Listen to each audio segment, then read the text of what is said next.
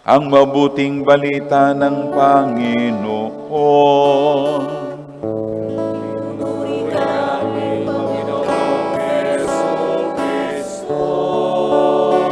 Purihin palapakan natin ang mabuting balita. Magsiupo po ang lahat.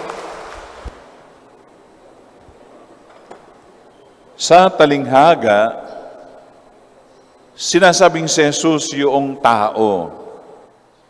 Ginamit niya yung talinghaga upang kaagad maunawaan ng kanyang tagapakinig ang ibig sabihin ng paghahari ng Diyos. Tayo, mga alipin, mga servants, ang mga talento, yon ang ipinagkatiwala sa atin. Ano ba ngayon pinaman at pinagkatiwala sa atin? Ang kanyang salita, His Word, the Eucharist, the Holy Eucharist, ang banal na misa na narinig natin kanina sa mga paunang mga salita. Pananampalataya sa ating Ama sa langit, kanyang pagpapatawad. Sa madaling salita, maraming mahalagang bagay. Yon ay yung kanyang kayamanan, ang mga kayamanan ng Diyos na siyang ipinagkakatiwala sa ating lahat. At dun sa mga salita ng ating Santo Papa Francisco sa kanyang pagninilay, yung pagtalakay niya dito sa ating napakagandang ebanghelyo ngayong linggo ay yung kanyang kayamanan, parang sinasabi, heto ang aking habag, ang aking awa, heto ang aking pagpapatawad, ang lahat. Heto, magandang itanong, babatay natin doon sa mga alipin, yung unang dalawa, dumoble kung ano yung ipinagkatiwala ng kanilang Panginoon sa kanila, 5,000, ay tumubo ng 5,000. 2,000 ay tumubo ng 2,000. Ginamit ng mahusay ang ipinagkatiwala. At yung ikatlo naman na alipin, iyon, sabi, ay tamad, no? Walang kabuluhan, no? Samantalang doon sa unang dalawa, magaling, tapat, mabuting alipin. Yung isa'y masama, tamad na alipin. Yon, yung may takot doon sa ano ba yung pwede kong gawin? Fear of risk. Katulad ng sa pagmamahal, takot magmahal. Yun mismo yung sinasabi sa atin. Takot na lahat ng ibinigay ng Panginoon, kanyang pag-ibayuhin.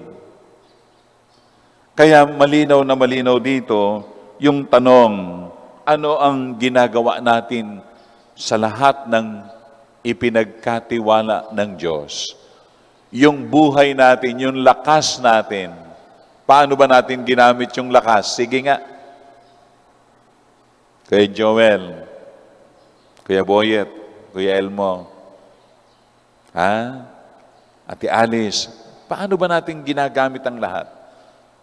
Yung bang tanong na nagbigay ka ba ng pag-asa sa iyong kapwa? Sa mga panahon na humahanap siya ng linaw sa buhay, may panimdim, may mga hilahil, nakapagbigay ka ba ng pag-asa? Nagawa mo bang magmahal? Ito yung ating gagawin lang. Walang hinihintay ang Panginoon sa atin. Sa lahat ng kanyang grasya. Yung kabuuan ito ay grasya eh. Ang grasya ng Diyos, lahat, kasaganaang material, pinansyal, at kasaganaang espiritual. Madalas kong sabihin, yung bang grasya na ito'y ginamit natin? O baka tayo yung ikatlong alipin? takot. May takot sa kanyang dibdib. Kaya naging tamad. Lahat ng ibinigay ng Diyos, itinabi. Ibinaon sa lupa. Ibinaon sa lupa. Naalala ko yung isang kwento, hindi ko alam kung naikwento ko na ito sa inyo. Sa isang parokyang pinanggalingan ko, marami na po ako na panggalingan ng parokya, pinanggalingan na parokya. Meron doon, pagdating ko, naghahanap ako ng mahusay tumugtog. Napakapayak yung parokya. Kaya naghahanap ako ng mga talents. Sabi ko, sino pwedeng tumugtog? Gumitara, mag-organ, keyboard. Sabi nung isa, yung po eka, in-approach ko yung lalaki. Sabagat nung dati po eka, matagal na, siya yung nagturo pa sa ibang makatugtog sa simbahan. Nilapitan ko. Sabi niya, Father, matagal na po ako hindi tumutugtog. Try mo ka ako. Tinry niya yung keyboard sa parokya.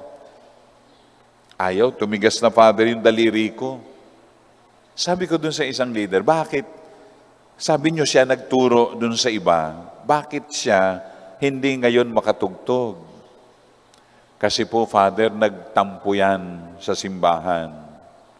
Lumayo dahil dun sa, na-disappoint siya dun sa inugali ng pari, hindi po niya maialis sa puso niya yung pagdaramdam. Mula po noon, hindi na siya tumugtog. Kaya nung nilapitan ko siya, sabi ko, try mo. Sorry, Father. Siguro dahil sa aking pagtatanim, ng sama ng loob, naapektuhan yung aking paghahandog ng aking talento sa komunidad.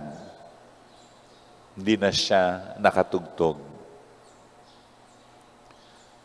Sa buhay natin, yung different ministries na sinasabi, yung ating paglilingkod. Kung ikay mahusay ang iyong tinig, marunong kang umawit, huwag mong ipagkait. Ibahagi mo sa simbahan.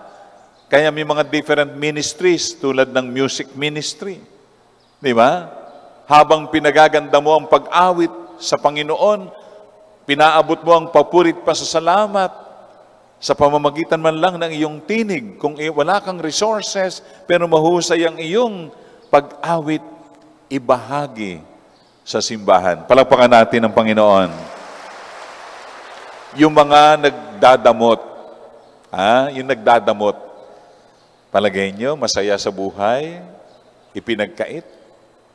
Kaya patuloy tayo nananawagan kung meron kang kahusayan sa bagay na ito, kung kaya mong humarap sa mga tao at ikay bigkas ng kanyang salita sa pamamagitan ng LECOM, Lectors, Commentators, gawin mo.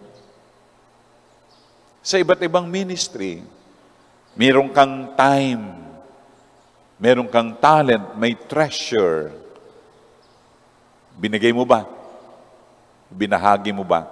Minsan sisimba tayo, para lang tayong tuod. No? Minsan kaya sabi ko, umawit po tayong lahat. Patuloy ako nag-aanyaya. Sumagot po tayo. Sasabihin lang ng pari, Kuya Boy, sumayin niyo ang Panginoon. Hindi kumikibo. Parang pag hindi ka nakarinig, kung ikaw yung pari, sasabihin mo na lang, Kuya Arnold, at sumaaki na rin. Bakit? Hindi. Nagbubuka ng bibig.